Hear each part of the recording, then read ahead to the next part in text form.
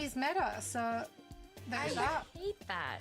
It's an okay skin. The turret looks kind of cool, I'll say it. I think still the best Torb skin is the gnome skin now. It used to be the gnome skin is Can I so streaming strong. It go? used to be beach one. Yeah. I don't like with the squeaky hammer and the inflatable sound effects. It is when good. you hit Okay. people. But he Squeaky hammer and gnome. inflatable stuff is... Am I streaming on I raised you Instagram? one gnome and a I don't know how that hatchet. works. It's pretty The gnome is good. Gnomes don't get me raised check. on their father. That's the entire Oh, you probably point shouldn't of look at that. them. Oop. Torp kind of thick. I don't know. Torp kind of slimy. Still, I'm hung up. Torp on it. kinda It's thick? like What? Slimy. Okay, this It's a texture thing from Nick. Okay, I see. This segment in 4D one places. skins. Actually, 4D? actually. Okay, we don't need any of that. Do you have a favorite skin of all time, Moxie? Is there any skin that we didn't see featured yet that you hope one of our players is gonna rock in the future? So I'm a support main, which should give all of the context needed when I say Atlantic All-Stars Mercy. So am I live on It's so Yeah, perfect. Instagram? It's so perfect. It's just straight up Sailor Moon, Perfect so choice. we rock with that one. Yeah. That was the correct answer. Perfect. Well, Moxie, where can people find you for cosplay, fashion, and of course, lots of Overwatch? You can find me on my socials over at X with @GotMoxieCasts, and I also stream regularly on Twitch at GotMoxie. That's right. So make sure Yeah, to I don't check think out I'm live Moxie's on stream. Instagram. We're co-streaming the action here as well. Moxie, thank you for taking the time and dropping by. It's been so nice to see you again. No worries. Thank you so much for having me. It's been an absolute pleasure. Yeah, love seeing you, love seeing your cosplay, and of course, great Overwatch skins. Today is truly a good day to have eyes, as they now get to witness another potential banger of a match. Jack Rose, please take it away for Genji and OWCS. Thank you very much, Zoe and Moxie as well. Yes, it is a good day. to have $15 a eyes. month? Thankfully, No. we have 4 of them looking at this game right now. All right, Rose, Genji banning Diva going on to Lijiang Tower, and OWCS banning the Venture here. So Genji 2-1 in the standings right now. OWCS also 2-1. Genji a bit of a better map score at the end of it. OWCS currently just 6-6 in terms of maps, so they're pretty happy sitting in the very middle of the table. But we expect Genji to kind of pull away. OWCS, they ended up winning their games against Twisted Minds and Peps, both in week 1 and week 2. Yeah, I'm a little sad. What am I actually, supposed to see do the here? Venture ban. I think it's smart coming up from OWCS, but I was kind of hoping that Sana and Top Dragon would go Genji Venture again with Mag on the Mauga and just kind of run it down. But whatever. I guess I'll just settle with Orb and Sim. and I guess I'll settle with just the funny heroes. I mean, we expect Mag as well here just to play ball a lot. It looks like, That's true. and it feels like with Genji, they're happy just for Mag to be a solo operator, and then Top Dragon and Sauna to get as much support as possible to succeed. Looks like OWCS are running out with the Sigma. This is Okay, let's see if there's any boops. Boop of the day. Alexa, map. turn off the heater. Sigma versus the Wrecking Ball. Genji have only run out with this ball pretty much, with Mag already making his way to mid. yeah, the Sigma versus Ball. The tale is old as time, it feels like. Oh, what a big ante into the back two onto Landon and Haku. They're good for the time being, but that's the big combos you're going to be looking for. The nade into the slam or the nade into the rockets. Of course, Top Dragon's life is going to be fairly easy. Can be shot by Landon and Labda, but a little less consistent than someone like an Ashe. Absolutely. I mean, because you just have to wait for Labda to actually get some of that charge, and then it takes a little time to actually get that up and running. But OWCS are going to be difficult to dislodge from this point, but take a look at Genji hitting them from all angles. Oh, Top Dragon barely escapes. How does Top Dragon get away? I don't think Crispy will be quite so lucky. Nope, there's the kill from Labda. Good boop. Labda almost falls over the edge of the map, but has got the slide and a Lucio at his back. I don't think I'm live on Good Instagram. cap from Oh well. OWCS. They can't stray too far from the point, though. Their comp succeeds best when they're just hunkered down.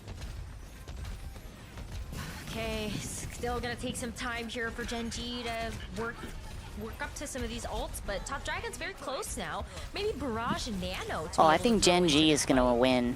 They're a pretty good Yeah, team. does find some stragglers outside of the point currently. Nice little boop onto checkmate, but this window, a strange angle from Landon there, as most players from Genji are on the point, but does net him a kill and stops Genji actually using the middle of the map.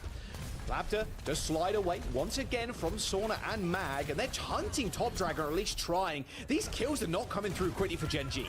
No, they're not, and the fact that they're taking even longer is going to give Alcatia more and more time. Mag finally this is not going well for them right now. Damage has already been done. Checkmate is still on the point, and the sound barrier is infested. Yeah, Nano onto Mag. It was almost a guaranteed kill on Checkmate. Eventually he falls as Haku's sound barrier fades away. Nice slam from Mag. Can Mag stay alive? Ooh, might be good. Yeah, it's got the shielding. He's just chilling. And he's going to grab the mega health back as well. Okay, there is the point flip, but 70+% for Alcatia already. And they're coming back in. They're going to have Flux. They're going to have the Railgun. They're going to have Molten Core. Just get to the point. Just lay it all down, and they should be good for the round. That was an extra 30% that Alcatia were able to go away with because of how slow these fights have really been. And you're right, like Lapta's coming in quick with this overclock, but maybe steps out a little too outside of cover for that. Crispy is alone on the point. Yeah, he's going to have to grab that mega health back. Two already dead, so it's a 3v5 on the point right now, and the slam. Ooh, nice. So there you go. And there he goes. Goodbye.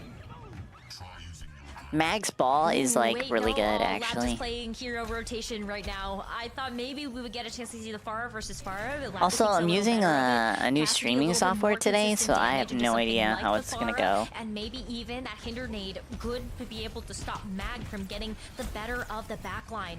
They still have one more shot to be able to come in, but they gotta walk into these mines from Mag first. Oh, they're gonna try and get some boots. Good lap though from Landon. Wasn't instantly destroyed there by the mines, and it was a bit hard for the Canal to actually get an angle on. Still going to be tough for Labda, and eventually kind of getting to the point is going to have to be their task. Okay, to complete, I think I got it. Good luck. Yeah, Labda gets taken out. Everybody from Gen G holding different angles right now. I think I fixed it. Canal's on high ground. Crispy's kind of darting around. Mag is just, well, he's everywhere. He's Wrecking Ball, and then Top Dragon's in the sky. So Alcatia have a tough time of actually locking someone down and actually just getting to the point. It looks like Labs is actually going to switch over to Echo to try and counter Top Dragon. Yeah, just another pick to just try to be able to stop this big DPS pressure coming through from Top Dragon and Sana. I think Gen G is about to win this. They have 3 ults. Going to also help to get the touch. They got Nano for probably... Oh, they have 4 ults now. Pass to deploy Lamb, doesn't even get a chance. Soundbar comes in from Crispy. I think Crispy tried to Dude, save Mag's himself ball with is that beat, but you know scary. what? It's OT, actually so it doesn't scary. matter. Here's the Flux, dodged out the way, and the Nano Barrage to the face. All right, Gen G. Yeah, making life a living hell for Alcatia, sadly. They were able to get the point first, Rose, but like I said, they're doing traversing okay. is an entirely different story. They're playing like a mini game of whack-a-mole. I think Moxie also brought up a great point. Like, you want to play the Sigma here, but look at how fast that Sigma shield actually gets chunked. And it's not big enough to actually provide maybe that wide umbrella you would want it to protect you from the Pharah rockets or just all of the extra damage coming through from the Tracer. Xeon felt like they barely had their shield up at any point within that map. I think he just got a little bit too focused there. And so now maybe Orisa gonna fare a little bit better. At least you've got the Fortify to keep yourself safe, and you know you're not dealing with a Pharah when we move on to this point. We have seen Pharah in the past on this map, but yeah, not the best pick at all. I don't know. I tried to go live on Instagram as well, but that didn't work very well. May and Reaper against the Sojourn and the Torp. It's going to be fairly easy to build a railgun shot for Labda at least, but really the problem here for Alcatia is actually helping Ziad when he gets walled. Yeah, I mean, just as May goes, that's just tracking. That's just separating the team with a wall here is just so nice, because Alcatia want to make it to the point, obviously, like most teams would do. But as soon as that wall goes up, you have to make a decision if you're the healers. You've got to help the DPS or the tank in the front line, and Top Dragon is going to eat you for breakfast. Top Dragon is just getting so much value. Interesting, you're seeing Moira. I feel like it's very rare that you actually see Moira. But I think it's going to do good against Orisa. Kind of hinder Haku's ability to help support. Oh, and they're running May as well against the Orisa. Yeah. I think did we mention Alkadash is just not going to do very well. Well, he's got coalescence on this map anyway. Holding the doors, and there's an AWP kill. He used that rush really aggressively. This Blizzard's going to come out again, separating the team. Not quite required, as Mag had already, well, gold medal in the Olympic boxing. Oh my As gosh. Alcatia are going to go for a reset. They Molten locked Core, him out. There is a Terror Surge as well for Ziad. But this wall from Top Dragon, again, it's going to separate them, and it's going to make the Orisa going to choose where they want to go. They have to like get back to the team, of course, but they've got to be aggro at some point. Well, you can go golden for a brief moment as the Coalescence ends up coming in, and Checkmate's on the wrong side of the team fight. Checkmate is alone currently in server, being chased by both DPS. Checkmate's on the other side of the map. Crispy with a 2-man sound barrier. A bit better one from Haku there. It connects with 4. Death Blossom available as Checkmate is continuing to stay alive. Wow, it was actually impressive that you ran around that far. Comes out from Labda, overclock over the top. Low-key, Checkmate just made space for them. In place, Mag still not dead, eventually brought down. Even that annihilation wasn't enough to save him. But Gen G happy with that fight. They got 80% on the board, and they're still actually on here, and Sauna's still got ult. Oh my god, does Sauna actually just use the There's no spear. It's no spear. He can go for this. He can go for this in the back line. He ends up getting focused as Haku bites That's the dust. crazy. But, yeah, over ambitious, but I would have gone for that too if I was Sauna. So Yeah, we'll see Gen G come back in. You still get a kill with the ultimate here. You got 88%. Alcatia didn't actually get a chance to flip it until Sauna got taken down. And so you feel pretty happy about getting any sort of value with the Death Blossom, and Sauna gets to come back with this Sojourn. One more team fight. That's all they need to win the map. Yeah, definitely a hero play, but worth going for if you see 2 people and no spear on the side of the Orisa. Molten Core thrown out by Checkmate. Now, they're just going to wait this one. They don't need to force anything. Be patient. Got a Coalescence coming up soon. Another Blizzard from Top Dragon. Phillips, they take a little poke, and then there's the Coal. Go ahead. Hit the gas. Hit the W key. Yeah, spear spin already used. There is the rush onto the point. Wall's going to separate as they add from the rest of the team once again. The healers unable, even with the rush, to get in LOS and heal up the Orisa.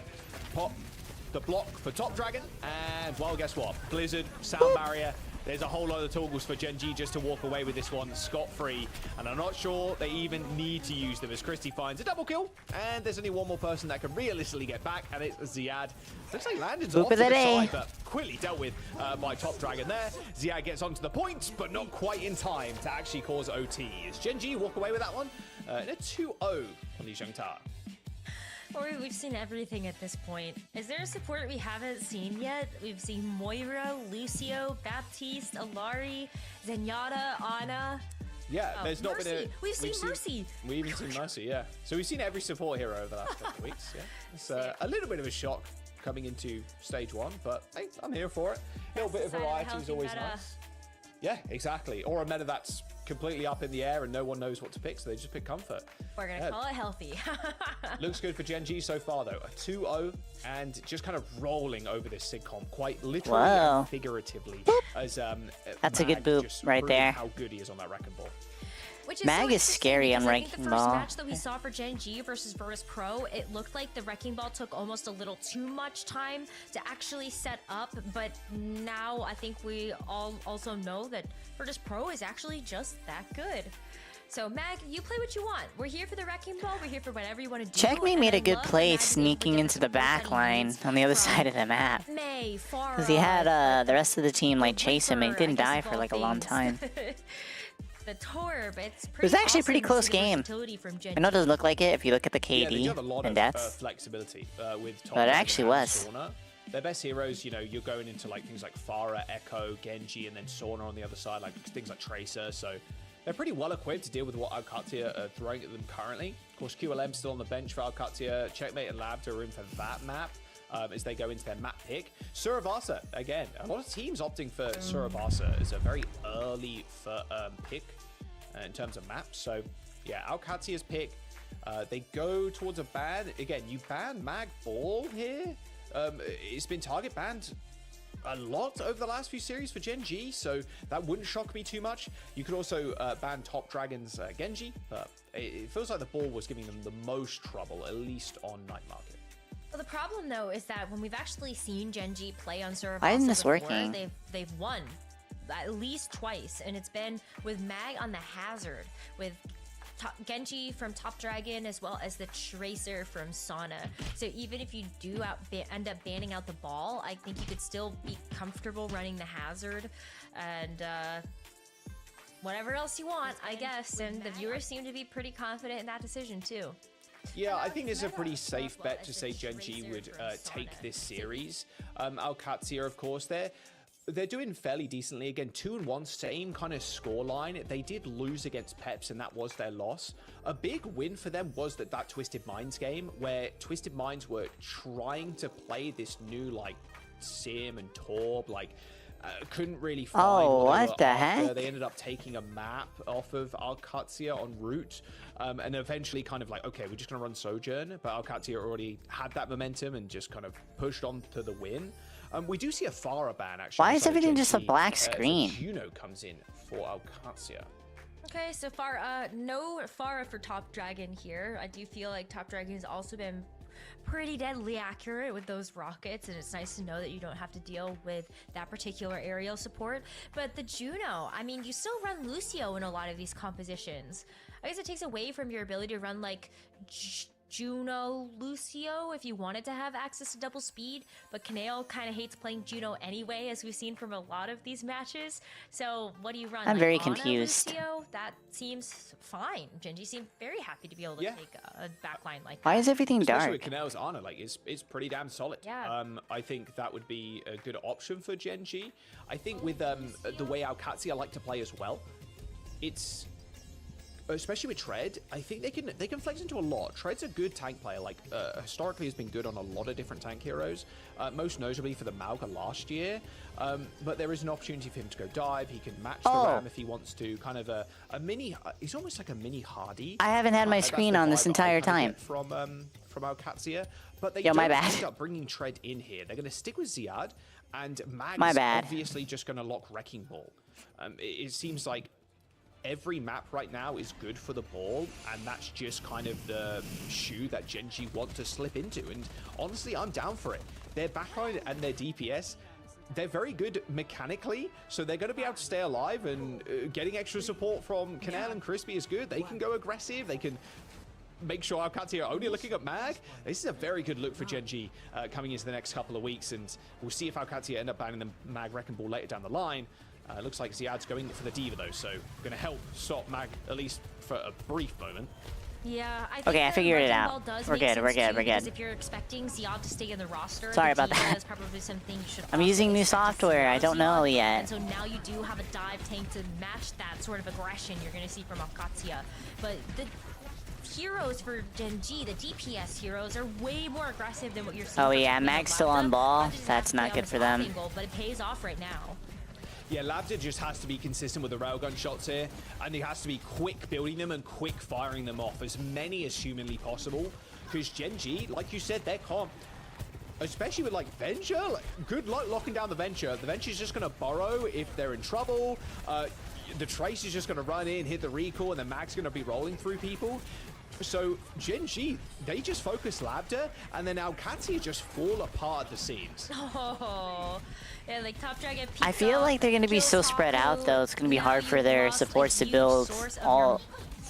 speed, and you gotta go back because now Ziad's also gonna get demegged. OWCS run away with 52% of this first flashpoint though, and I think you're very happy about still being able to make that type of progress, but the work is cut out for you. You've got Mag, Sana, and Top Dragon that are gonna be hard focusing down a player like Labda, or Landon, or Haku.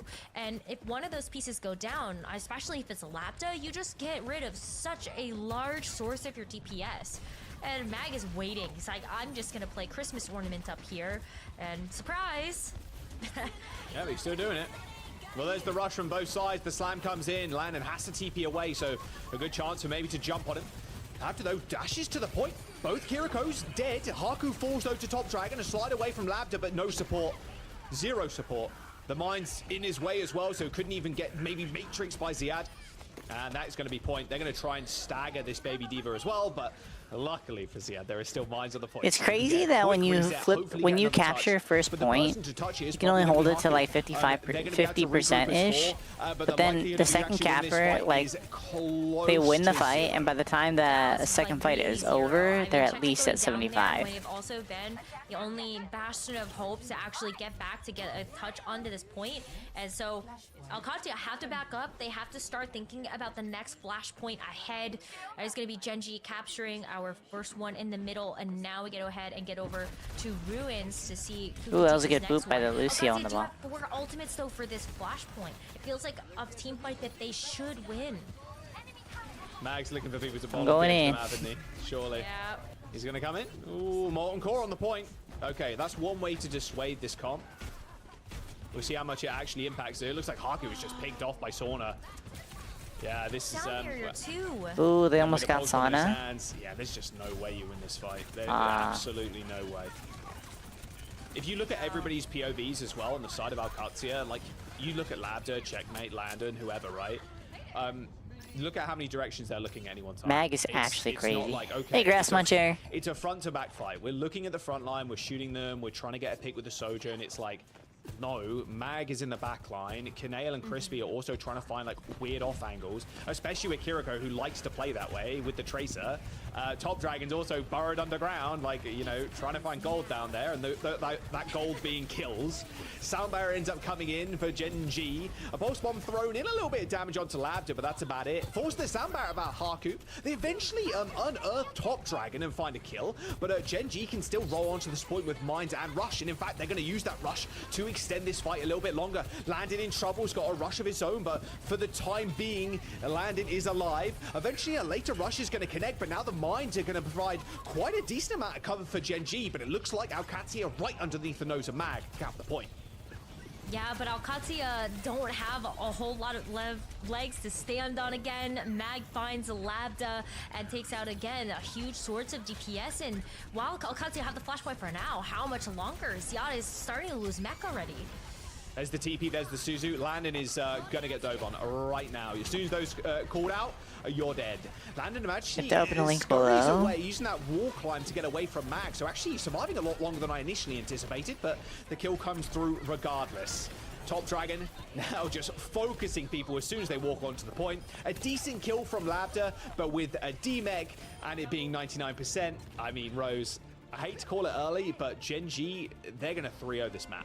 They are looking so good, and I think the odds are very high for them to be able to do that. Sana is going into this next flashpoint with a pulse bomb, and Checkmate is as well. We know how good Checkmate has been on the Tracer, so it's possible that both of them can equalize out these I have to open fights, but after that, then what? Gen.G already beat OWCS to the punch to make sure that they are at this flashpoint first. And so onus on Sana now, and look at Haku already like just kind of getting chased down by these Tracers. Oh, nice attempted pulse there from Sauna. Ends up hitting the wall. Top Dragon, Sauna dead, so DPS down. But Gen.G still have Mag, which is going to be an issue. Okay. At least the flashpoint is unlocked though, and I think at this point, Mag can't necessarily roll safely onto the flashpoint without taking a significant amount of damage, so Gen.G give up control for now. Yeah, I knew Gen.G was going to win this. A hold of the pulse bomb also. Labda very, very close to being able to get duplicate. I think we might even just see OWCS have 5 ultimates in this next fight. Top Dragon giving up the venture, wants to go over to the Echo. I think that's going to be a little bit more fair of a DPS duel versus Labda. I think Checkmate just got 1v1 by Sauna, like straight up. Are they going to exert some pressure now? That is the rush being used to force Top Dragon away. Almost gets isolated by Labda. Heals came in just in time. Mag is still hanging around in the backline though. The slam ends up coming through. A late rush for Kanale. The duplication onto the Tracer. But how long can Labda stay alive? He doesn't even hit the floor before he is knocked down a dupe and then instantly killed by Top Dragon. 73% and counting. Both beats come in. And it looks like Landon is trying to get some work done in the backline. Ziad is there with the covering fire of the D.Va and the Matrix to save Landon's life. Now Top Dragon's the main focus for the D.Va.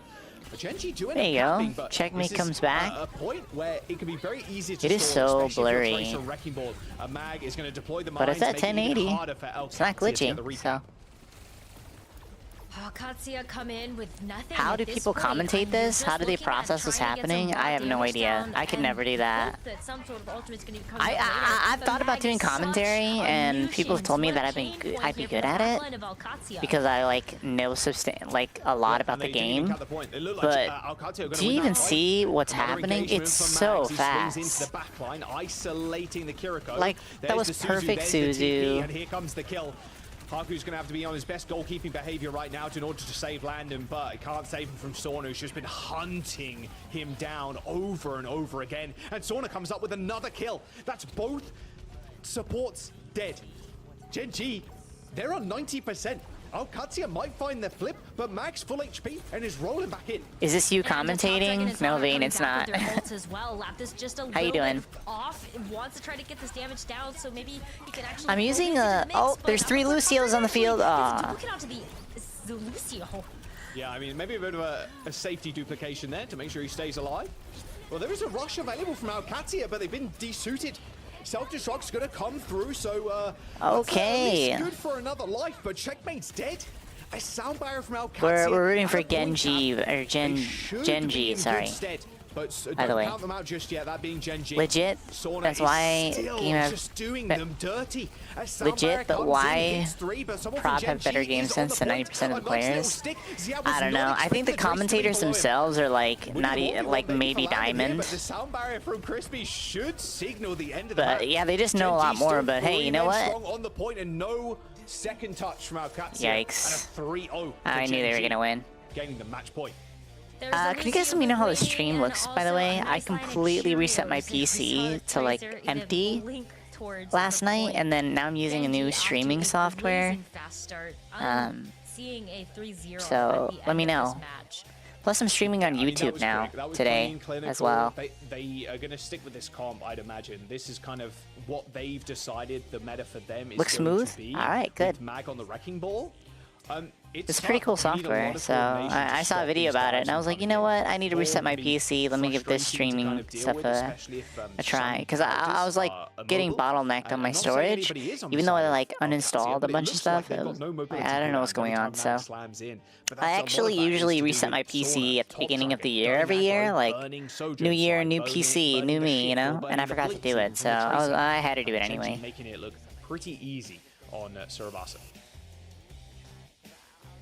Very good stuff here from Gen.G. Now comes the question of, does Katsuya see this Wrecking Ball and decide that this is the time to ban it out? We take a look at what else is in the map pool. It's difficult to see a target ban onto the Wrecking Ball not resulting in another tank. New year, new software. Yeah. Saw that notification. Yeah, for a second, like if you go back and you watch the first like 10 minutes of the stream, it's just a black screen, and I didn't even know. You could hear everything, but you couldn't see anything, and I didn't even notice. Whoops. My bad. We've seen every tank basically at this point on this map. I wouldn't be too surprised to maybe, well, if you're Katsuya, like maybe a Ram or something, just run this kind of rush versus the ball. Vortex can be a good tool to kind of deal with it. Sombra obviously would be a very good pick. We'll see if they've got that in the back pocket. Of course, we know Checkmate has played that before. Same with Labdo here and there. This is Katsuya's time to maybe come back. They had a very, very big win and a very confidence-boosting win as well against Twisted Minds yesterday. But it's whether they can actually just continue the momentum. You guys gonna watch the Super Bowl today or what? That last map didn't look close, so the mental game has to be really strong going into this next one, because a 2-0 then a 3-0, you have not capped a single point yet, or you've capped them, but you haven't actually secured the point, sadly, right? So yeah, Gen.G is pull themselves together a very good team. Well, Ziad was a huge key to success when we look at Katsuya's win over Twisted Minds. Like, the diva play was just so strong. Maybe the Kendrick performance part. Run the diva, oh, that's true. On a map like Esperanza, I think you do really like your chances. If you ban out the Wrecking Ball, then it kind of gives. Where are they playing at? What stadium? Does anybody know? Like what time it's gonna be? Making it much more difficult for the rest of your team to actually follow up, but. Wrecking Ball is still on the table because we are going to see Katsuya just ban out the Civ. I like to watch the SpongeBob commentary. Get a tank ban, and it protects their Wrecking Ball. Oh, for sure. Yeah, Gen.G also banning Sigma, which is a very good character against the Yeah. ball. So, yeah, I mean, not too shocked. And that does lead me to believe that Mag's just going to run ball again. Doesn't want to run Sig, sure. I mean, Mag doesn't play Sig that often, if at all. So, yeah, Wrecking Ball it is for Gen G. Or if they want to go to something else, maybe like a Ram or something, they can as well. It's not like Mag's hero pool is benign, you know? They're going to play in like 3 deep. hours. We'll see how OWCS kind of deal with this. The Symmetra ban. Wait, what is it? 17 and 2, 17 and 3? Towards, again, Sojourn and Sombra. Again, These are pretty good as teams, well. but my money's on the I don't think there are Chiefs. any substitutions either for both sides, so will be Ziad kind of staying in, and I do think that's the right choice, and like you said, was a massive reason why they won against Twisted Minds the other day. But They're is testing the hero Diva bands? gonna be the right choice here? 'Cause What's the time zone? I'm Pacific Standard How Time. much the Diva You're defense East Coast, so that counts would be as well as it did 6 in o'clock Twisted for Minds you, I match, think. because you know you're Yeah. always gonna deal with something 6 that is o'clock, complex. 6:30, I Forces think. Sojourn is just so Right. crazy cracked that being able to have that as an answer on the Diva defense matrix is just so nice to have. But you don't have the same type of targets for that on this Gen G roster. You're seeing double flex DPS. And they're definitely going to be implementing hero bands to Overwatch comp as well. DPS lineup that are very mobile, as you can't always just. I just don't know if it's going to be like Marvel Rivals, where you have to hit a certain rank first, like Diamond and higher hero bands, or if it's just going to be across the board hero bands, you know? Symmetra first. So we'll see what has been cooking in the wings. It's not good for us one tricks, no. It won't be. Mag has got another look I'll have to change my player icon from Lucio, which is kind of a bummer, but you know. I like Top Dragon on the Venture. The Venture is I think it's pretty decent. I think it's a little bit better because Overwatch has private profiles. Yeah, it's true. The way that they're kind of just breaking down our Katsuya into little like sizable chunks and then eating them one by one, it's been working out well. Yeah, I think Gen G just see Landon and go, that's our target. Landon was on the receiving end of so many chase downs on Saravasa, like our first map of the series as well. And the Venture just does such a great job of that. Either you're going after the Kiriko and forcing her to use something like a Suzu or Swift Step, and then once all those cooldowns are gone, Mag goes in, or vice versa, or something like that. Yeah, Landon's already burned that TP, that Swift Step off cooldown for a little bit. Mag's on Diva. As well, so now's the go time. Landon should have another Swift Step available to him, but Gen G, no, there's no other defensive countermeasures really for the Kiriko. And you can see Landon is just Top Dragon. Just giving a back shots right there. I mean, this is an issue for the back OWCS. shots. They need to be able to look at Top Dragon, force this burrow so he can't play aggressive. I'll make my profile look like a Mercy main. That's a good idea. OWCS in that small room. That's what Venture does best as well. Just kind of sit on an off angle, pepper people, and then go for a drill dash, or go for a burrow, or go for just What's something your else rank that grass will just muncher? knock everybody away. And this is a dirty stagger too. That is not respawning with the wave respawns, and they're gonna get it around this first corner. Yeah, that's so bad too, because Gen G, dude. I'm telling you, they're the team. Where do I actually go now to try to take these fights? Plat? Great point Oh, about okay. the Venture, because now look at how that actually does I play wonder out. what the You have number high ground one around the bot, you banned have this low game ground. in regular Either comp way, games will you're be. in a Like, small room with a Venture. these are teams, you know, that are doing bans for like mixing up the meta and stuff. Top Dragon says. But for everyday like us players, I wonder what the most banned heroes are gonna be. If I had to guess, it would be like Doomfist, Ball, and Sombra. I think I would vote for Kiriko. Yeah, Yeah, close enough. but I feel That's like if still you going to be a play very good place for if you ban Okazia Kiri, to kept the bot now and take it then, back over like, their side. they're Kitsune obviously gonna Rush, run Sound Ana. Barrier, You know, it'd be stupid just to got run this Ana, as well or for not to run extra life. Ana if Kiri Rush is to banned kick things off, though. in a regular game. Kiri's been banned in these games before, and they don't run Ana. You know, this game plays like way too fast to run Ana. I really like that play Orisa? I don't think so. Orisa's not in a great spot right now. You know what I mean? And we steal the position. So you can't even choose. Low ranks hate Kiriko. I hate Kiriko too. Molten Core coming in, and here comes Top Dragon. Kiriko's always start 1v1s against me, and then as soon as I'm about to win, they Suzu, and I'm like, ah, man. And then when I win again, so I practically have to kill them twice. Yeah. Then they TP. Then I have to run to find them, hunt them down, and then they Suzu again. It sucks. I don't like fighting Kiris. Checkpoint is so big because that's forward spawns activated here for Gen G, and it's on as a tracer. You don't mind. Low rank state Orisa, you do realize most Ryan players are low metal rank. Oh, that's true. It's Gen G's time now to actually show. There's actually quite a few top 500 players this season that have played Ryan at some point. So Ryan hasn't been totally bad. Landon just trying to play as safe as humanly possible right now, seeing the burrow right next to him. Self-destruct available for Mag, but Kinell's actually the one to fall. Mag's got to go turbo mode right now. Use that self-destruct, and that kills Haku somehow. A little boop, though, I would imagine, from Crispy, judging by the assist in the kill feed. They are just running away with this. It's a bit of a scrappy fight, but Gen G are happy because once again, they are stealing the bot away from OWCS. Permanently making sure that OWCS have to regain the space every single fight. Yeah, every single time. It just makes it so much more difficult because OWCS, now they bring it back. We're back in the neutral part of this map. Oh, their name's OWCS? OWCS? Over and over again. It is. That's such a stupid name. It's good. It's really good for Gen G to do this. Early Suzu. Sauna waiting for an opening with this pulse bomb. They've also got the rush, but so does Landon in about 2%. They're going to unleash it first. There's a boop away onto Sauna, still holding onto the pulse bomb though, but doesn't need it for the secure the kill onto Haku. Top Dragon eventually goes down as he goes to aggro, but now there's a perfect... I was going to say a perfect pulse target in Landon in the back, but a swift kunai to the dome ends Sauna's life. I wonder if they're planning on adding team-ups. Oh, man. So that's what everybody's wondering on the 12th. So in a couple days, they're gonna have the spotlight event, and yeah, we're gonna wonder what's going on. Get the checkpoint and get the lead. We're now sub 5 minutes here in the map, so we're already past that halfway point. But pulse bomb here, maybe more. We're gonna be playing Overwatch Spotlight Bingo, where everybody will make a bingo card of their guesses of things they're gonna be announcing at the spotlight, Suzu couldn't come quick enough there, and unfortunately for Checkmate, didn't come at all. or things that'll happen during the spotlight, you know.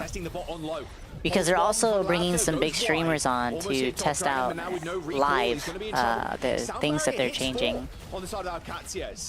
So that will be interesting as well. Under this bridge, and Ziad goes down as he tries to self-destruct Remake. Assuming team-ups are going to be based off of the lore relationship. They're going to reset back into mid. Yeah, I don't know. Hard to deal with a Pharah, but honestly, I feel like, what if it's something like this Pharah Mercy? Oh my gosh. That's crazy. Top Dragon actually almost won that 1v1 before Mag comes in and cleans up Checkmate. I mean, this is going to be a lead though now because Checkmate has to come back out of spawn. Everybody else on OWCS is turning tail and running away. Labda and Landon are fighting to just keep themselves healthy for this next fight. And Top Dragon all the while is like, well, I got to use Tectonic Shock. That's why we are able to get this space. And now Kaneo has the Kitsune Rush.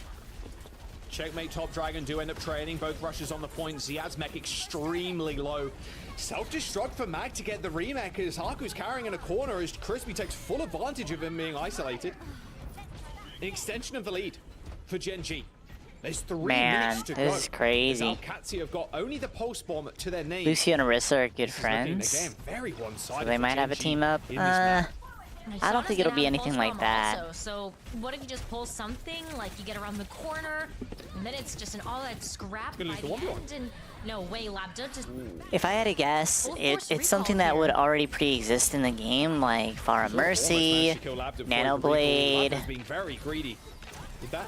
I don't know. My stick. What was that? Once upon a time, they did tease. I don't think it was team ups, but it was like skill trees. Did you know that they used to? They were talking about doing skill trees once upon a time, or no? Right now, but Sauna is still just being an absolute menace on this point. forces the swift step of Landon, and Ziad is low once again. Oh, you get the recall here, so you are full HP. Basana is very low. We'll watch it after this game. That was PvE. Are able to get a semblance Yeah, of here, but I don't think they're gonna do like and they still team have to ups make though. up so Maybe they did much do. distance. Did they pitch team ups? Giles are back at I don't remember square about team one. ups. Again, yeah. They've got checkpoint as well, Rose. So Yeah.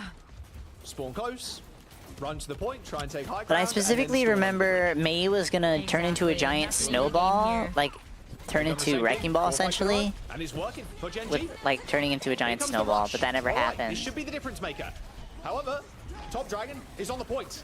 Both sound barriers end up coming through as Canal just tries to wait for his own Kazune rush. Ends up launching out on the bot, but Mag needs some help. There's no self-destruct for Mag. So now it's up to Top Dragon to try and get the damage and try and buy enough time for Mag to get mech back. Yeah, but they're stealing the bot away again. Like, this is just perfect clinic of how to actually play a push map. Yes, Mag ends up getting destroyed, but Gen G are still in this fight, and they're still delaying time off the clock. All they need to do is keep the lead now. We're just over a minute left in this map, and OWCS still have to get the checkpoint. A little bit of a stall there from Canal, same with Sauna. Yep, 60 seconds to go. Unfortunately for OWCS, the bells are told they've got one Yeah, that more was PvE you're opportunity talking to try about? and get Okay. this lead. They haven't got the checkpoint, so Gen G are more than happy. They wanna even just to rewatch give it that, up if they though, want 'cause I to, thought it was and then pretty set themselves interesting. up for a big game-winning fight. Especially if they can force out some ultimates here as well, because you've got 3 from OWCS, you've got a 4th one in Landon's Kitsune Rush coming up soon as well, and it's going to be the Molten Core from Checkmate first, which at least helps them to be able to get the checkpoint. Top Dragon down, self-destruct, but Ziad ends up going down to Crispy. The Cheerios connect, no more Diva for OWCS. They've got a pulse bomb, they've got the checkpoint, but that's about it. 20 seconds to go and the team is cowering in the corner, afraid for their lives. Someone's going to have to touch. There should be an opportunity. as Ooh, Argo that was a wrapped around the terrible corner. fly, Mag. Round the corner, but walking into 5, a Kitsune 4, Rush potentially 3, here from Canal, 2, and even 1. Mag is gonna They be able to have touched. this Wow, bomb. I can't believe they Any sort of touched. That's overtime crazy. push on this bot is going to be very difficult for OWCS. Pulse bomb. Oh, that went All they very had- wide. all For they Lapter, had was unfortunately. pulse bomb, There's the and he back just line with no whiffed it. recall. The rush ends up coming through as the kill on Lapter was almost guaranteed. Sound Barrier ends up coming in for Haku just in the nick of time to save Landon and checkmate, but they got no resources to really work with. Top Dragon with the burrow, and that'll be Gen G getting that team kill, getting the win. A 3-0 over OWCS. Dang. Easy as you like it. Gen G really in top form now. Definitely one of the top J3 teams pulse, in the region. true. I know maybe a couple of question marks over that very first match that they had, but this is now Gen G, what, 3-1 now in our standings? Looking pretty clean. I think an easy top 4 for them. It was a hiccup versus VP. That's all Yeah, it it was. was, no worries. Yeah, fluke. They found I their mean- place in the meta, and they're confident. Can you even say a hiccup? I mean, it was against... It was At against VP. BlizzCon in 2019, we started to talk about progression, and we showed the very early version. The other team got railed by Gen G. They did.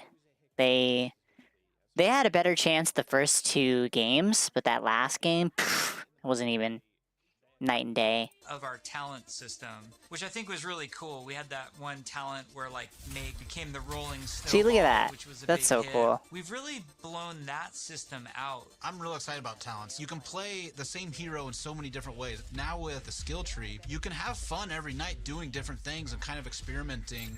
Yeah, the talent system is like really deep and rich, and every single hero has different trees. You might Let's see what they. talent system- Let's see. So they have Crusader for what's Barrier Boon for Reinhardt. Barrier Field heals Rein for 10, 20, 30% of the damage it absorbs, while Barrier Field has 50% or more health. Ah, so if you do damage to Rein's shield, he gains health. But dude, look at this. There's 3 different skill trees. Look at all these. That's is crazy. like really deep and rich, and every single hero has different trees. You might open up 76's tree. What does he got? Inexorable trigger. Pulse rifle deals 0.5. Pulse rifle deals 0.5, 1%, 1.5% more damage for every bullet that hits an enemy while the trigger remains held. Okay, that's nothing. If I'm being honest, that's not really a buff. That's like a 1 more bullet damage, or...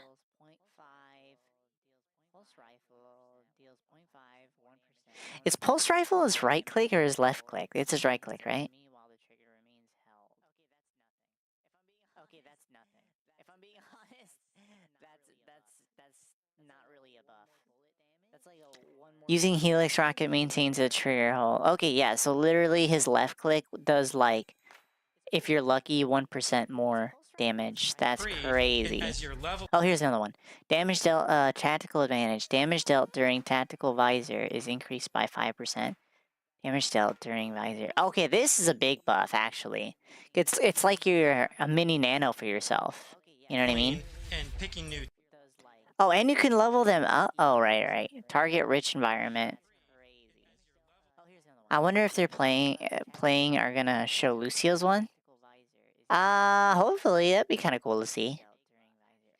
Eliminations while tactical visor is active increases the duration of tactical visor. Oh my gosh, so it's like Ramatra's Annihilation when it first came out, where it just like keeps going if somebody's in your field of vision.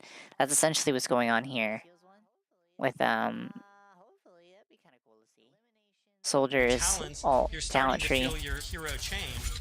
We've had some pretty hilarious versions of the healing one where his biotic field travels with him. It also repulses enemies. We called it the snowplow build, where 76 is like running through spaces, pushing enemies away from them. Designing these is super fun because it's like we get to break all the rules that we've sort of established for ourselves. It's a big buff because it's PvE, so it's going to be a bunch of robots, so of course they need a buff more than the regular game. We get to really take the gloves off and do crazy things like Junkrat can dual-wield grenade launcher. Wait, Mercy had like a grenade launcher. Wait, what was this Mercy? Hold on. Dude, they should have given Mercy this, though. To really take the gloves off and do crazy things pew, like pew, Junkrat can dual-wield grenade launchers, and we've had Mercy be able... Wait, what was... Oh, I want to see what Mercy's was before. Grenade launchers and... Okay, so Rapid Response Guardian, Angel Range, and Movement Speed increased by 10-20... Oh my gosh, that's so fast! Versus the Staff's range is increased by 10, 20, 30%. Okay, well that's actually a nice buff, because that means that if you have someone on your Mercy leash, and they go around the corner, if they go a little further away, then you just have like a longer beam. That's actually... Dang, Mercy's... Ones at super long range. Oh my gosh, really? Super long range res? Walls. It's been a ton of fun, kind of like mad scientists making all this stuff. You're all used to using these kind of kinetic weapons like Soldier 76's rifle or fire attack like what Reinhardt's Flame Strike does. As soon as you start to mutate these things with talents, all of a sudden maybe you're doing freeze damage or electrical damage. But it gives the animators a bunch of crazy opportunities. You know, the animations are going to change to show them freezing and shattering. And if you shock someone with a lightning attack, they can shake in place and stun. Maybe those are the only 2 animations that they actually kept for the missions. All sorts of stuff to make you feel like you're controlling the battlefield in novel ways. As a huge art. Oh my gosh, what is that? Is that a frozen fire strike? That's an ice strike. Mercy Leash is crazy. Wait, go back. Did Ryan have frozen fire? That's what I'm saying. He did. I thought it was a May, but no, he literally has an ice strike. That's crazy. As a huge RPG nerd myself, the first time I opened up the talent tree system. Oh, it tells you what it is. The first time I opened up. Baldic Stand. After barrier field breaks, after your shield goes down, gain armor equal to 50% of your maximum health, and deal 50% more damage for 8 seconds. What? Baldric Stand can't... That's such a good name for, like, a thing to unlock, because that's lore that's related to the lore, and that's amazing. Oh my gosh, these would see so fun. Why is a Junkrat part of this? I don't know. The talent tree system. Somebody likes Junkrat. Oh! Okay, I just barely missed one. Hold on. The talent tree. system. Ah, I missed it. Hold on. I have to be faster at that. Hold on, let me go back, scrub through the timeline here. Oh my gosh, these would see so fun. Yeah, the talent. Okay, so Baldur's Sand. Oh my god. Dude, you have to... Okay, let me slow it down to like 25%. We're gonna read through these. Actually, is the next game on? It's not. Okay, we're good. Hold on, let me go back, scrub through the timeline here. Alright. Talent system. Oh! I missed it again. Okay, I'm sorry. Okay, let me slow it down to like 25%. We're gonna read through these. He wasn't part of the invasion at all? Yeah. Well, maybe he was in Australia. Shield bash. Okay, I think this is just a brig shield bash, right? What's barrier boon? Oh, that's the health one. Yeah, okay. So shield bash, use primary fire while barrier field is active. Hold on, this is hard to read. Use primary fire while barrier field is active to stun an enemy directly in front of Reinhardt for 2 seconds. Okay, so it's literally just stealing Briggs bash. That's kind of... okay. Ah! Okay, I'm just gonna use spacebar. It seems to be the fastest way. Oh! I missed it again! Got it! Puncture. Enemies that survive pin damage take 25% more damage from all sources for 6 seconds. Oh my god, that's actually so insane. Like, that's gonna kill anything. So you pin something, and then it essentially has like a Discord orb on them as soon as they're done being pinned for 6 seconds. That's crazy. That's OP, I agree. It's OP. You can go frame by frame with the period and comma, I'm pretty sure. Really? Oh, you're right. Okay, thank you. I didn't know that. Get down. Charge or pin damage. Charges pin damage is increased from 25% 50% when the pin target was picked up. When the pin target was picked up near an ally. I don't know what that means. I think that means like if somebody's on your teammate and you pin the person attacking your teammate that's nearby, then they take extra damage. Gain armor equal to... Armor up. Gain armor equal to 3, 6, 10% of Reinhardt's max health. Wow. That's actually a lot. 3% of like 600 would be like an extra 18, like 20 health, almost 18 health. Must have been good against like a boss. Yeah, so I don't know if you played the missions, but there was this one robot that was like pretty chonky and would shoot rockets at you. Oh, what's going on here?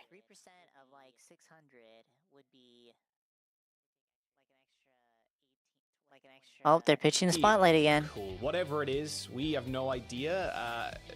Big changes happening. I mean, like, I can't even imagine what it's going to be. So yeah, make sure you tune in. That's right. As an added bonus, as you just saw on your screens, those are exclusive skins that you can get yourself by watching partner content creators as they stream the new gameplay that you will be seeing in the spotlight live from Irvine. So I assume there will be people there. Very exciting stuff. I can't wait to see what they have in store for us. Okay. Oh wait, we have Soldier here. We did see this one.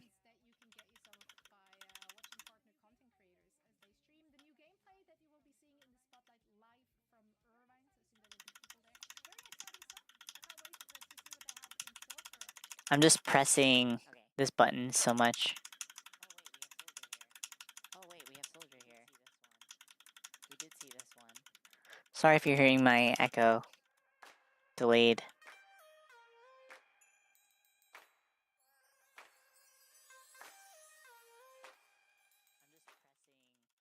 I'm just pressing this button so much. But was there a Mercy skill tree? I don't think there was, so we were just looking at all her abilities. And then where was this other one that we were looking at? Right here, right? Baldric Stand. We already saw those. We saw those. Okay, I think there's one that we didn't see yet. Armor up. No, we did see that one.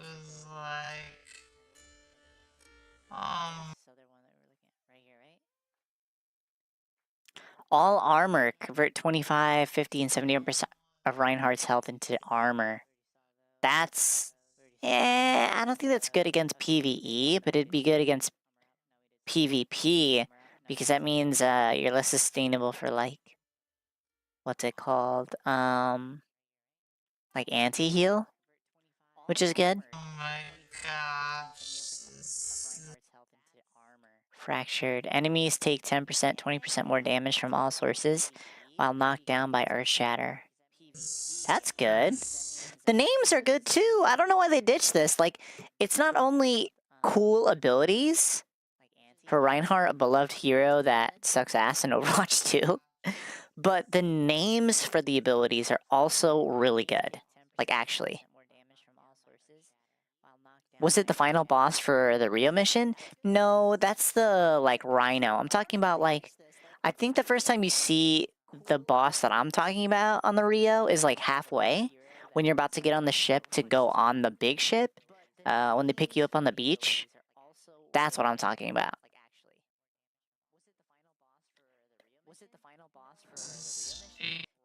Brigette's wield. Or weld. Reinhardt takes 6% less damage from all sources while he has armor. Oh, that's cool. The beach fight. Yeah, the beach fight. Oh. See, now we have another one. Alright, let me just... Come here. What? It doesn't show you! It didn't say... Alright, whatever. Overhead smash. Hitting the rocket hammer swing 2 times in a row causes the next swing to deal 25% more damage. Okay, so if you fire strike twice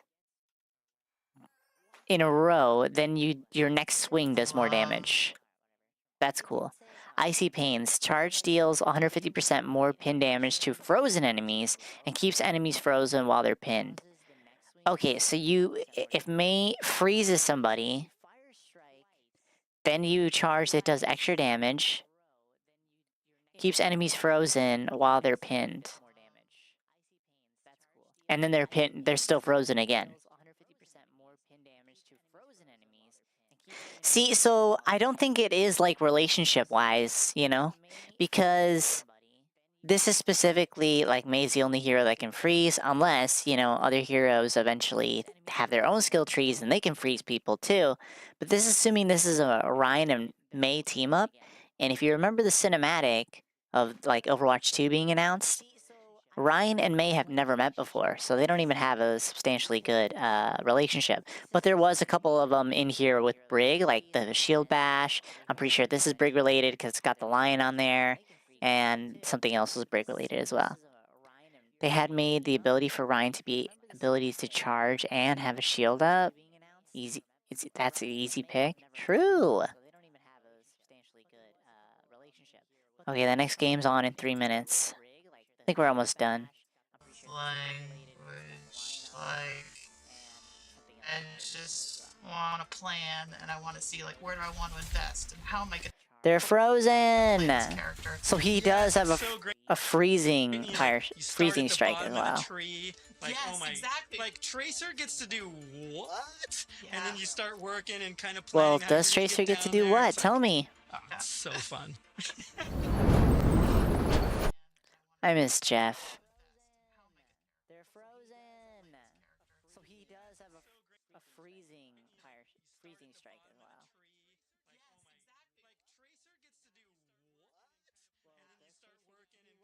It's like a fire strike but doesn't penetrate. Yeah. I miss Jeff. What else came up?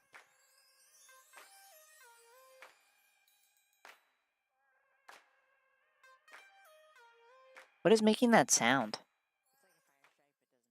It's like a fire strike but doesn't penetrate. Yeah.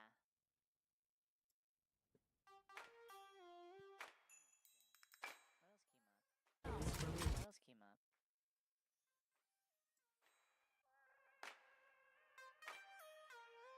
What is that making that sound? Okay, hold on a second.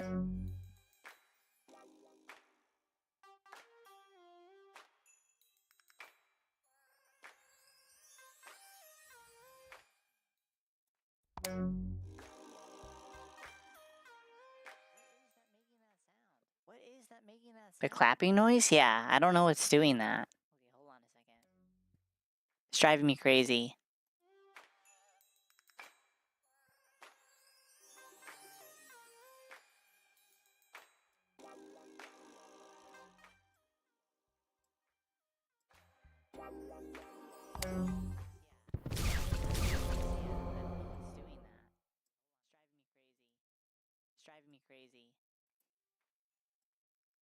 I'm clapping without my hands.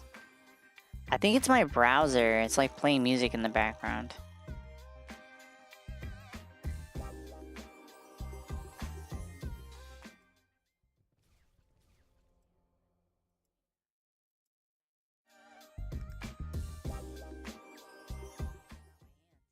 I'm clapping without my hands. Why? I don't know. I don't know why it's doing that. For settings, here it is. Just texting me. Here we go. I don't know why it's doing that. Okay, I just turned it off. For settings, here it is. Just texting me. So I think I'm good now. I don't think we're gonna hear it anymore. Here we go.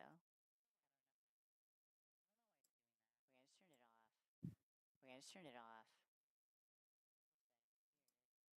Anyways.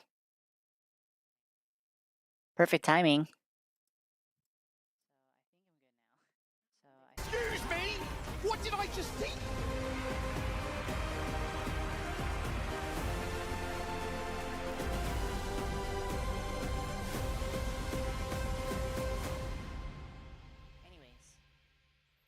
It feels like we're watching the Super Bowl for Overwatch.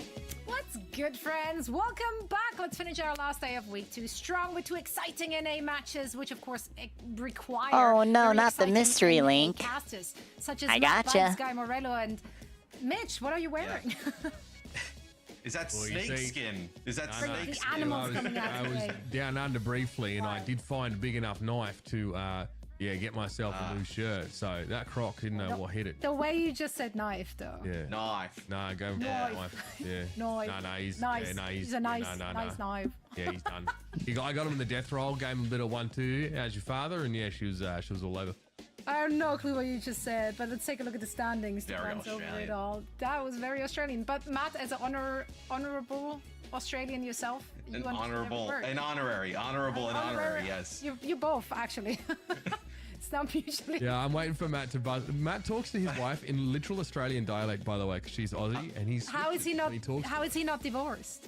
That's a great question. Honestly. I mean, There's lots of love. It's lots of love. And I had lots of love for Rad Esports Okay. yesterday, but they got stomped by Liquid. So I mean, they Space got Space Station dominated. So, and Timeless are the two they're best in a tough teams. match Nightmare against is Avidity here, right? barely. Both This is 1-1, actually on that, great. like, This is outside looking exactly in, how I so to feel. speak. I feel like They're on that top Shikigami 4. is better than. I assume that this is I going to don't be a close know. game, I think but, I mean, there I think might be, Shikigami has a last chance year to and, take years fifth place. previously, we had the tier breaks. Like, there's a Maybe situation here fourth. of brewing where we could have the Fun fact. solo tier break situation here. Shikigami, which is seventh, ranked seventh. I actually played them like a year ago and got destroyed. Was that like the busting up item, Absolutely like the gatekeeper of the destroyed. Stuck in the Chengdu zone. I think I can actually find the exact date. They also have chances to redeem themselves. Shikigami also, of course, sitting very, very low in those standings, trying to get themselves back into the mix and avoid Okay, the let's see. relegation matches. Because again, as a reminder to everyone watching, if you're in the bottom 2 at the end of the stage, you might be facing an out of OWCS, and then you have to fight for an entire stage to get back in through the Face It Masters League. So lots on the line every single match day. But before we get into all of that, oh, you know what? I was an attorney, and I was in the losers bracket, so I never even had the chance to play them. You were in contenders? No, it was part of the Face It League. Good yesterday. I was in Face It League, so not even good enough for contenders. And if we won, I've actually played a contenders team, and that's for real, for real. I actually did play them. And only in the final fight. So yeah, with the Wrecking Ball starting, and it was the worst game I've ever done. Really think about not only your pick. It was on Blizzard World, and literally, like, they just set up on high ground. We were attacking. They set up on high ground with Ryan Shield, and it was literally just Ryan with his shield and Hanzo just sniped everybody on our team. Headshot killed us all. Or like niche counter pick. Now, Ryan was ranked, I think, number... Yeah, you know what? Since you're just bringing that up now, he was either, I think he was ranked 4 on Tank in top 500, and then the DPS, the Hanzo, was ranked number 8 at the time. Like, their profiles are public, and we saw that, and it was horrible. And the players in the matches trying to brainstorm what are the likely bans. But that's almost worse. It's almost worse that she put that work in and still couldn't win. I kind of want some cereal. Just because I think SSG. Think I got time for cereal? It was something weird. I mean, Jack was paying him off to change the pick and ban strategy. Yeah. Oh, you know what? I didn't even tell anybody I was streaming. Whoops. I mean, yeah, that's crazy. He's living his best life this year, and you know what? I low-key love that for him. Now, Matt, Mitch, I do want to take a look at your cards. We've been asking you to do some homework overnight, so let's see what you have on your bingo card, starting with Mitch. Mitch, walk us through your brain. Well, I wasn't aware that we get a free square. Mitch's band bingo. That's actually pretty fun. That's not. Yeah. That's a good idea. I mean, they put a free square in it by default on the bingo board generator, bro. You're overthinking it. I tried to. Is there a strategy to putting these together? I really just tried to like disperse the most often banned stuff as well as I could. But I have like, I don't know. I don't really know. I just literally just put them in there. Hopefully this works. But hey, at least I have that center square. Look. Yeah, actually, is it? Well, ignore the Mercy. I just had the to. more I look at it, the less I believe in it. Mine was well thought out. I went through and I was like, where is everybody? Yeah, so I actually had them change my middle square to a dumb Mitch shirt. So that is the freest one available. Where's the Discord link you said? No. Yeah, I think you just. That is dumb. That's not even exclamation point Discord. That's like a fake prop. You haven't even touched my shirt, mate. Yeah. How do you know? It's a snake. Put it up to the camera. Yeah, it's a snake, honestly. It's a snake, not a croc. They're different animals. My anaconda don't want none of your judgment, Matt. It's still kind of dumb. You know, I layered some of like those tanks like towards the middle, right? You know, get those easy bands. Maybe kind of look for like an up and down. What is the Hanzo on there for? Big guy? That's Hanzo. I mean, look, you gotta throw some troll bands in there. There's always some troll bands, right? Beast is the only Hanzo player that. Honestly, we both had your Mercy middle as well. horizontal though. That could be a winner. Which one? Middle horizontal. Yeah, that's actually pretty good. No one's that is a good line. Nah, they're not banning Mercy. If you put Ash there, you are actually. Hey, but it's a protection ban. Oh, yeah. Nah, I don't think so. I don't know. I think yours is bunk, bro. I'll be real. Well, I love the confidence. I love the confidence in your bingo boards because you need that. Today's a big sports day, and I've been told by sources that are our producers that, sports people love giving each other dumb nicknames. So the loser of this bingo shenanigan game we're playing gets a dumb nickname from the winner.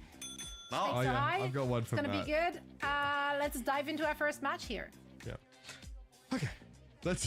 What did you see the name I typed? I just saw Mitch's nickname. Okay, I'm gonna be right back. I'm gonna grab some cereal. Yeah, you know, these nicknames also need to be broadcast appropriate here. How is that not? No, that one is. But okay. Quick shout out to production. They did change my center square to make it more appropriate for broadcast. Thank you guys. I honestly, in my old age, I've just forgotten how to be civil. Apparently, here we go. Torb and Hazard ticked off our bingo boards, but more crucially, banned away in this first game. Heading over to Samoa first Rad do not want to deal with the Torb whatsoever. No, we saw Tree play a lot of the Torb against them yesterday, and Tree in our post-game interview mentioned just kind of holds left click and throws his turret down and kind of hangs out, but it is still quite an effective way to play Torbjorn at the moment. And Hazard Gun from Avidity's side. So we did see Rad try and force a lot of the Hazard like into some of the ball comps. I'm not too familiar with these teams that are playing now, so I'm not sure who's going to win. But they're similar in rankings in the league, so it's hard to know who's going to win. In that interview, Matt, he was like, yeah.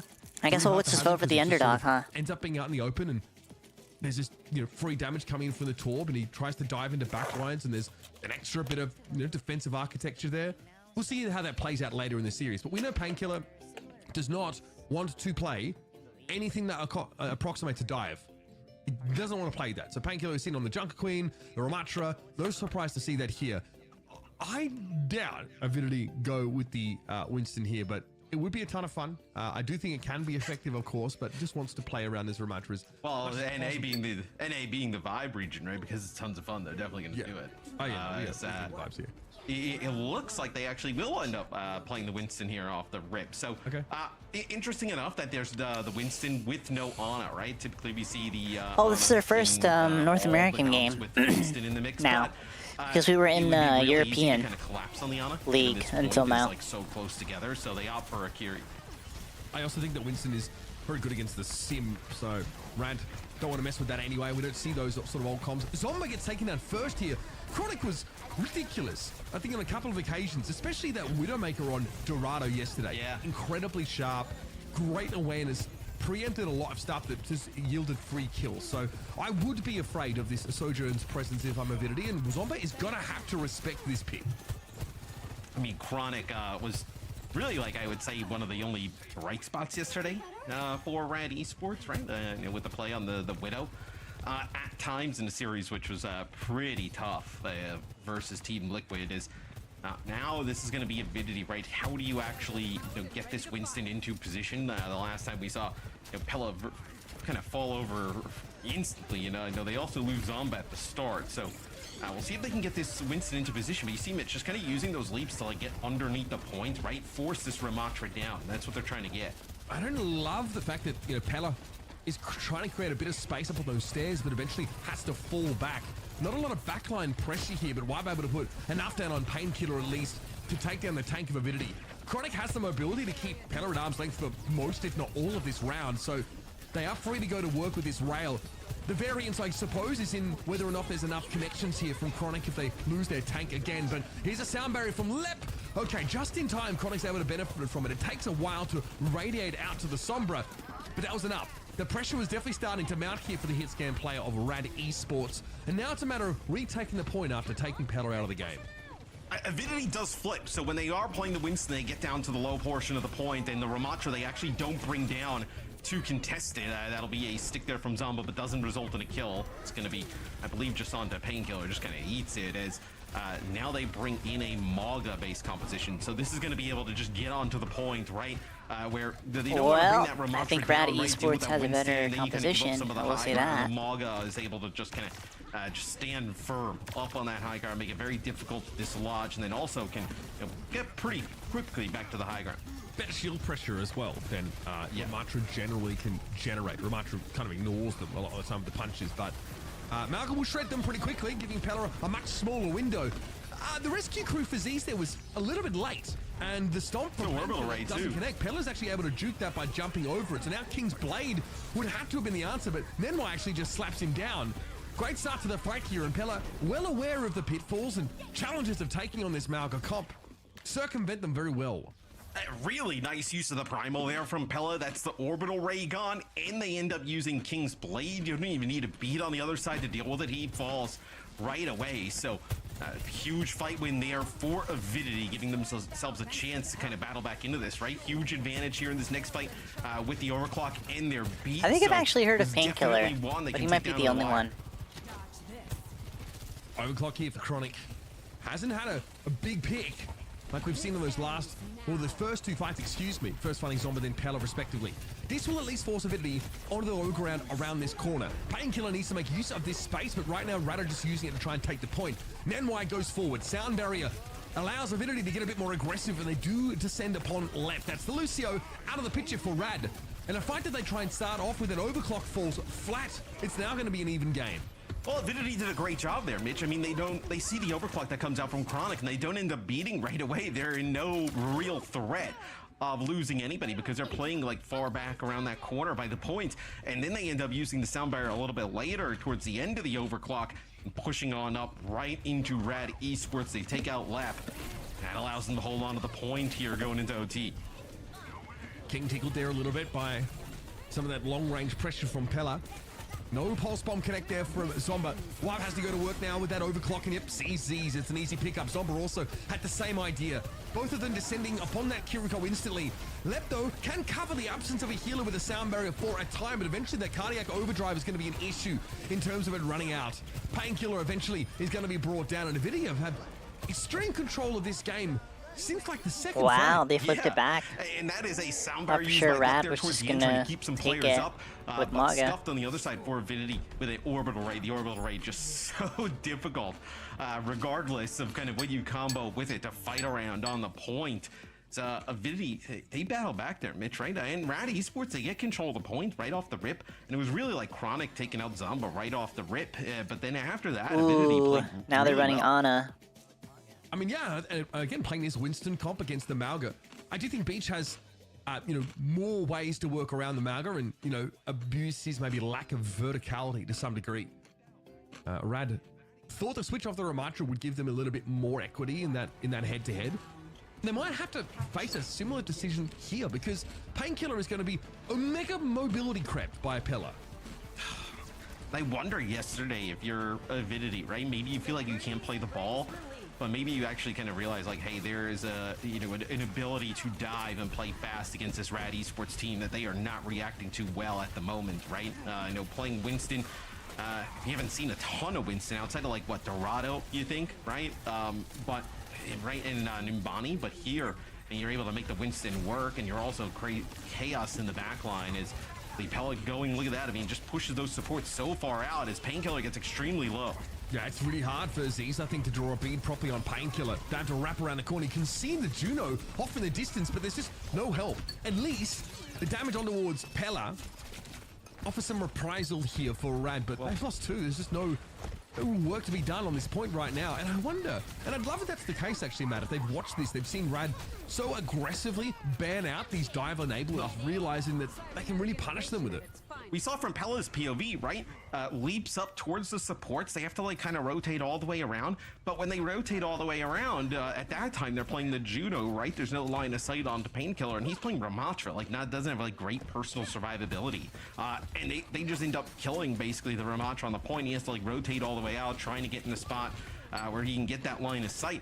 Now they switch over and they play the Maga and Kiri, right? So the Maga with the cardiac overdrive has a little bit better personal survivability. And then also if you like dive the Kiriko, right, can actually just swift step over towards the tank for a little bit of easier healing. So some adjustments here again for Rad Esports. I mean, even though they were able to play around this Malga in the previous round, you can see what happens as soon as Winston is forced to fight. Painkiller right now is contesting the point. The rest of the time, though, their backline are getting mulched here on the high ground. Chronic, unfortunately, had something to say about it. Oh my gosh, what are with these pulse bombs today? Could set up there for Lep and a kunai rather, who's going to help take down that Sojourn. But Painkiller can't do too much of Avidity driving to the high ground. They kind of just have to hope they can draw the fight down to them in moments like this. And Lep is holding onto a sound barrier, and there's no need to use it here. They're going to go for it anyway. So they really are thinking about trying to get, even though they're so staggered, Avidity.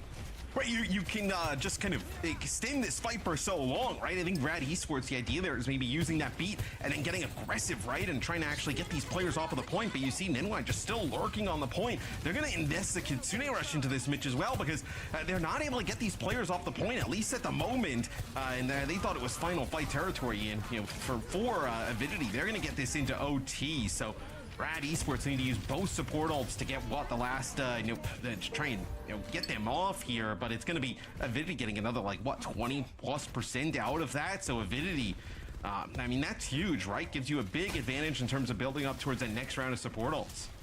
That's interesting.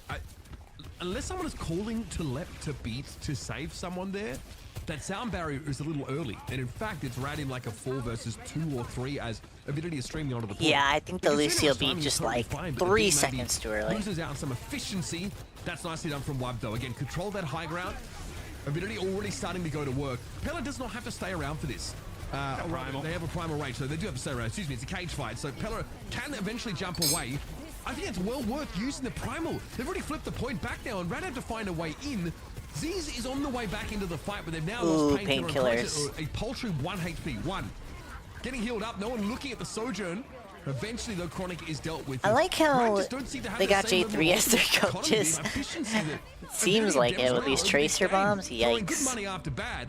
It's a straight up 2-0 in rounds. First map win for Avidity. It's a bit surprising for me. What was I gonna say? Oh, I like how in Overwatch there's 2 different callouts. We were worried after the Team Liquid game. You thought they'd be able to bounce back, but Avidity looked really strong, playing these really fast compositions built around that Winston, giving Rad Esports a lot of trouble. I don't want to simplify like the gameplay. What was I saying? Oh yeah, for callouts, he's 1, which means he's like low, and we'll take like. It means literally like 1 clip. Like he's low, you can kill him in 1 clip. And then he's actually 1 means he's actually 1. You're trying to like shut that comp down. But they just played it without Liana. This control map worked really well. Yeah, they just played it without Liana, right? So so funny. Liana, it doesn't really seem to matter all that much. Also, could just be something here. All right, I'm gonna slouch a little bit. Rad Esports just seems like at least Mitch, right? You're just searching for answers to kind of deal with this type of dive where. They're quite fortunate that they can't play the ball maybe on the other side, right? So you would see just kind of a copy of yesterday, but taking a look at some of the stats, fairly close, right? Across the board, between these 2 teams, but the stats I don't think really kind of represent what we saw there in the first map. It was Avidity, they lost 1 fight on basically both rounds, and that was it. Yeah, I mean, Rad did get a good start on Samoa, right? It's off the back of these picks from Chronic, who we kind of expect, right? To see the Sojourn have a big impact. Chronic's been incredible there. But outside of that, slow decay for that team. Again, they started with Ramacha. They switched over towards the Malga. In theory, it performs well against Winston, but I think the only map on which it would have been near impossible for Winston to win out on would have been Volcano, where you just don't have access to that high ground. Because we're sitting on board with Painkiller, who they're contesting the point, in fairness, but they're not fighting the other person contesting the point, and their team's on the high ground getting dove by the Winston. They have a Sojourn team. They need to set them up, right? They need to put them in a decent spot. They're not going to play together in a death ball on the point because that will cause them to get picked apart by that setup. So, there has to be an answer here, I think, for Rad in terms of how they want to deal with, a dive comp. And you could pick maps that maybe shut it down a bit more. Eichenwalde. Eichenwalde's pretty good for, Winston, Diva, like things along those lines. We saw Team Liquid, obviously with Infected, they're going to play ball, but we saw them play ball on this the other day. But I think we definitely need to see the bans kind of come through before we judge the map pick. Yeah, 100%. Because normally those are package deals, right? You are picking a map with a ban strategy in mind. Or at least you have, like 2 options for bans, because you don't want to just have, you don't have a tank ban in mind, and then your opponents, if they ban first, they can, they take that away from you. So, again, should be a loose strategy. There is, of course, a map you can just straight up ban the Winston. Hazard is, again, on the table. If that's where, Avidity want to go, Rad don't really seem to want to play the Torbjorn, so... they'll have to find other ways of sort of negating, that. But now the Torb comes in, right? So the Torb, would be available if, as long as Avidity doesn't get rid of it, right? It was He's 1 for the friend if they're full HP. What do you get rid of here if you're Rad, right? If you get rid of, Ana, yeah, I hate that when someone's like, he's 1, and I immediately, without a second beat, shoot at them, and then I see their health bar is full, and I'm like, you liar! You can play the Diva, you can play Ball, right? You can play Hazard. It's not like you're just kind of like locked into just playing the Winston here. So curious what Rad Esports decides to do. I mean, you can ban a Winston. I think if you probably are more likely, though, let's say you win Eichenwalde for whatever reason, your opponent is probably going to pick a map that suits the Winston comp really well, right? If that's where they think their edge is, you would rather ban the Winston on the map that your opponent is handpicking in order to, you know, facilitate for that. So I don't necessarily, and also like the dive comp here on first of Eichenwalde isn't always as powerful. Sometimes there is a rule I have an play defensively, that's for sure. We have Diva Tracer and ban. Tracer ban.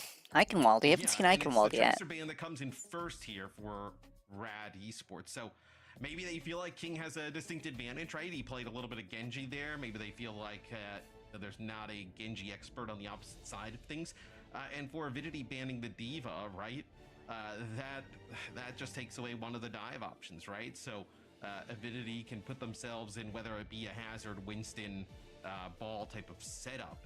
At least here, looks like on defense. We'll get the teams up here in a second, but yeah, it's gonna be like, hey, we had footage of the Team Liquid game the other day. Let's do that. They bring in the Sim and the Torb here with the ball to play on defense, and this is gonna be annoying. That's an interesting spot for ball to start. They don't want to play into.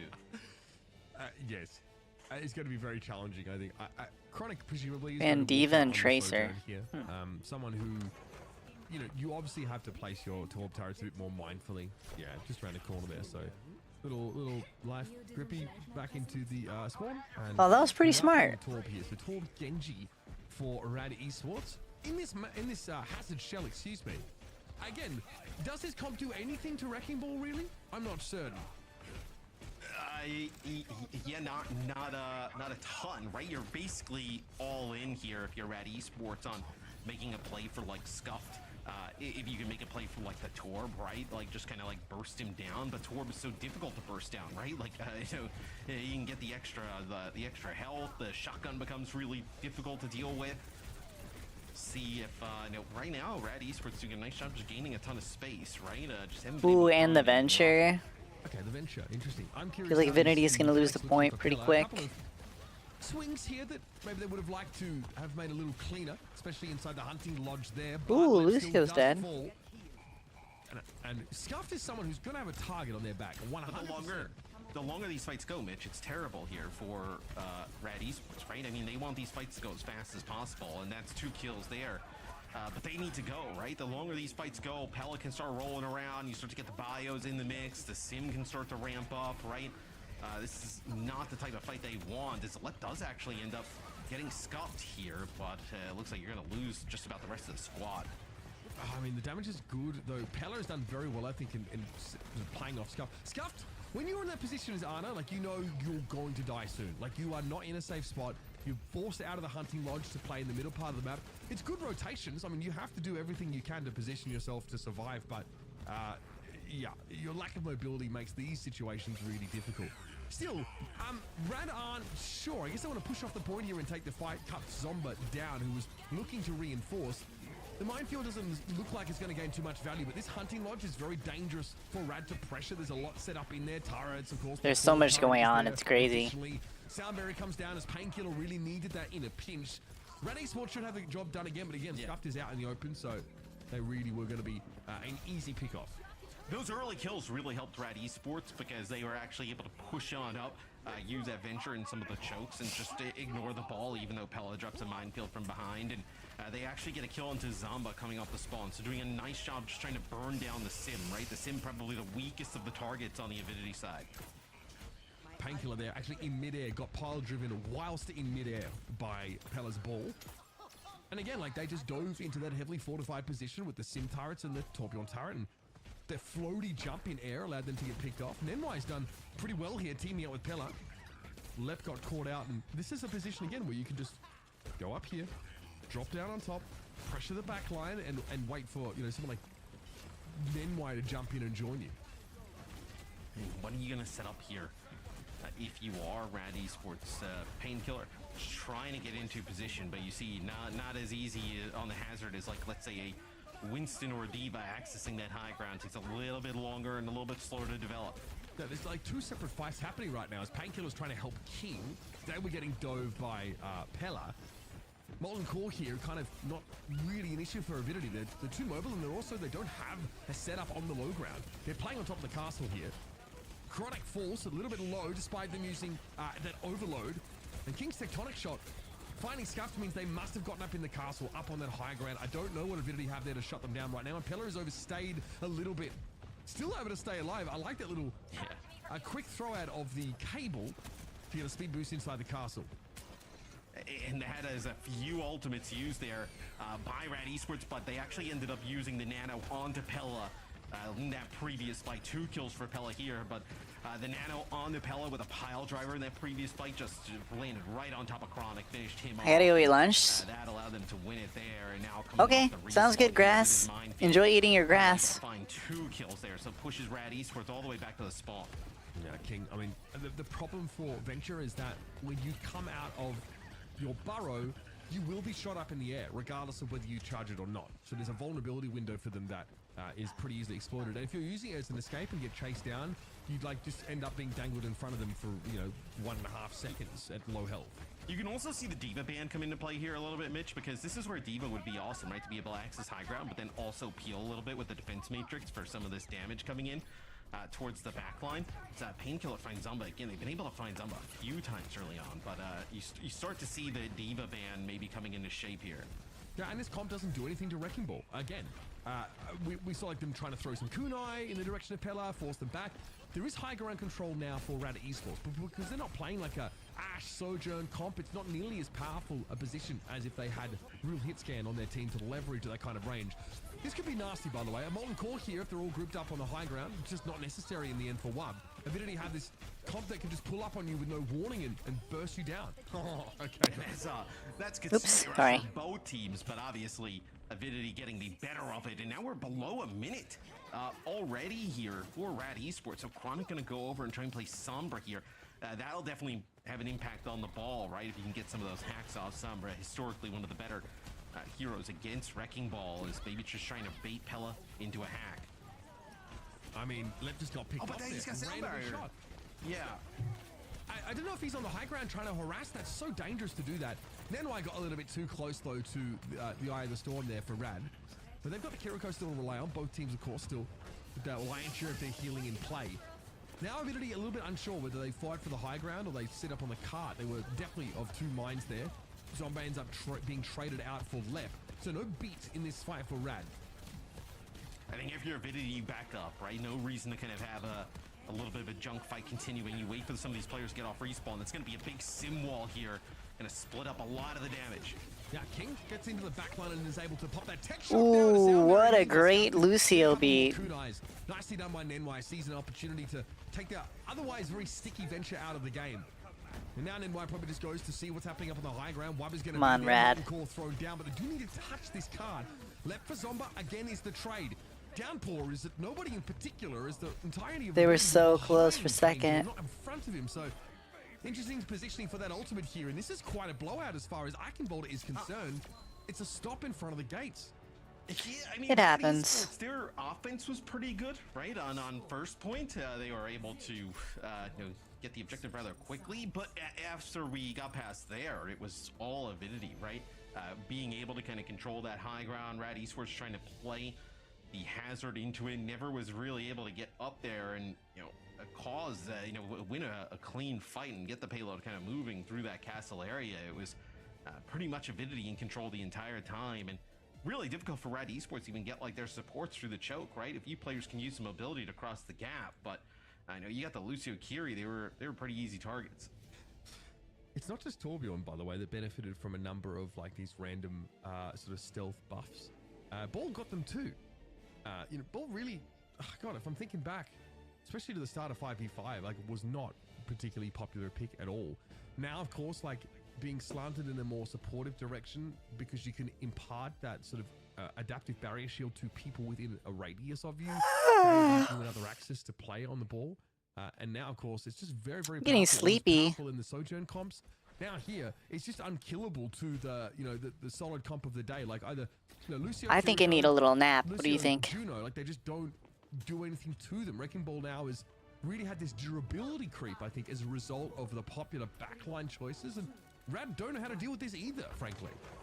And just like how we talked about where, Torb and Sim, you start to get like these balance patches where they get a little bit of an adjustment, they get a little bit of adjustment, all of a sudden like it starts to creep up.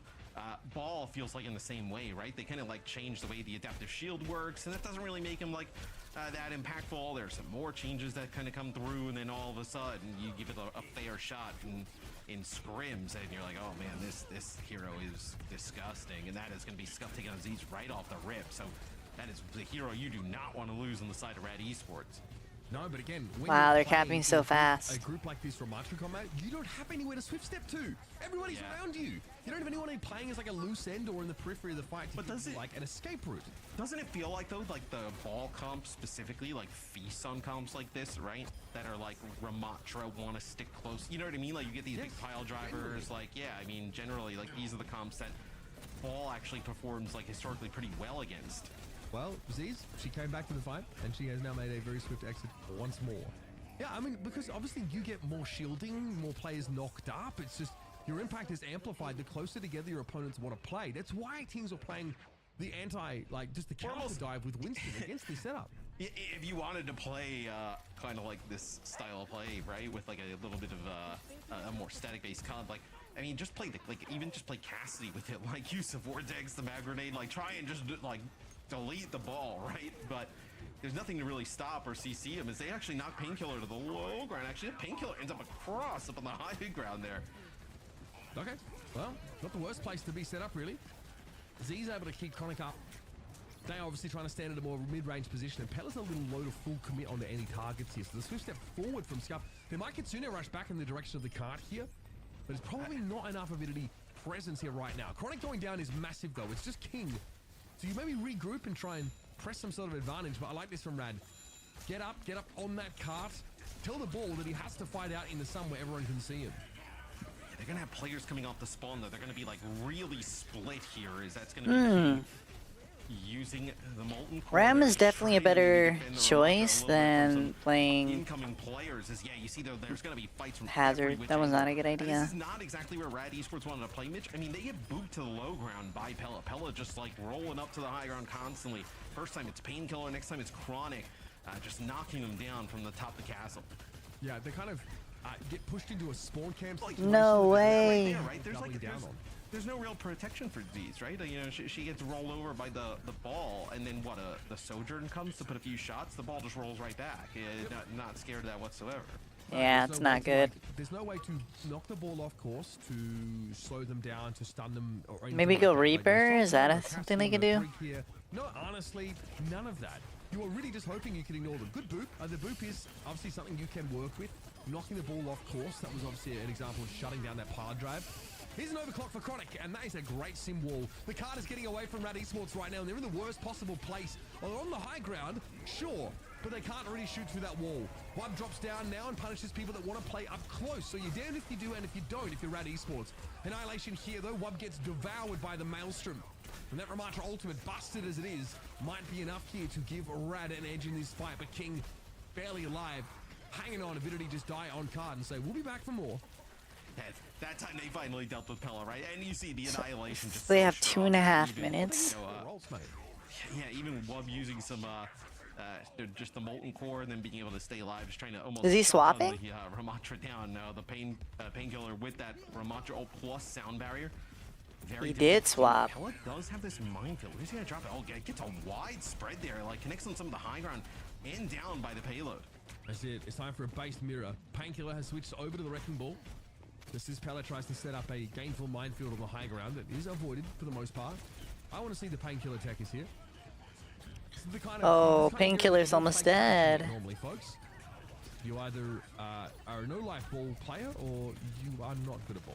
And I'll let you decide which Painkiller is. Ooh, it's just yikes. That is like, it's so weird. Like, it's really difficult to play. Like, it's also kind of difficult to understand like the little tech that goes along with ball as well, right? There's so many little things that you can do with the hero that is just unlike any other, and that's going to be a Kitsune rush just to get them over I'm going to call it here. This was kind of an experimental stream, seeing if I could do a stream, and I'm going to watch the playback and see how everything looks as well. Wait, would this look better if it was over here? Hold on.